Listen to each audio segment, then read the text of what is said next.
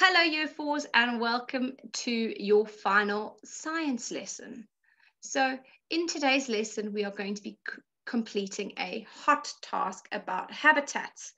In the previous lesson, you were creating your very own habitat, and you've now shared those with us, hopefully, on Tapestry.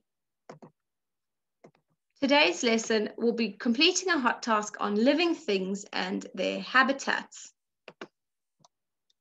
So by the end of this lesson, you will be able to reflect on living things and how they're grouped, the classification keys of how and why they are created, and changes in the environment and the impact this can have on living things experiencing that change.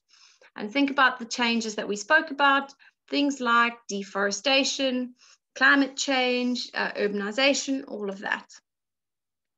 So remember how a hot task is done. This should be done independently. You need to make sure that you are staying as focused as you can, and you can look back on any notes that you've taken for this topic or any of the work that you've done, and that will help you with your final hot task. I want you to try and not ask anyone for help, and I want you to try and not go on Google to find the answers. So try and think back to everything that we've learned to help you with your hot task. Right, so your hot task is as follows. How are living things grouped?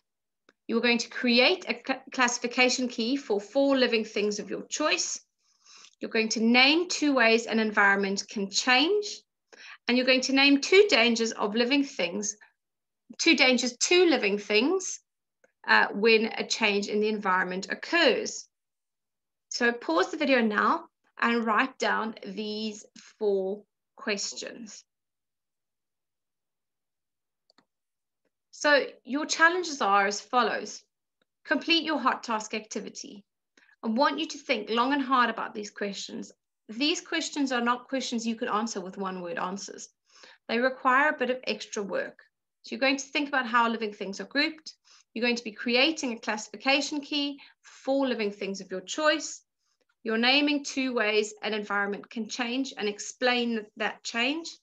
And then you're going to name 2 dangers to living things when a change environment occurs and explains why that is a danger as well. So I want quite a bit of detail with these answers. Add some diagrams and pictures to your answers, and then compare your task to your cold task. And can you mention 4 new facts that you have learned?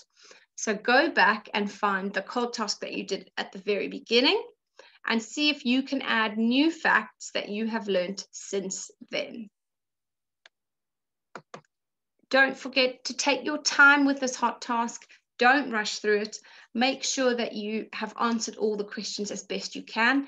Go back, look through the work that you have done, see what you've written before, and see if you can answer these questions in full. Don't forget to share your work with us on Tapestry by 4 p.m. this afternoon.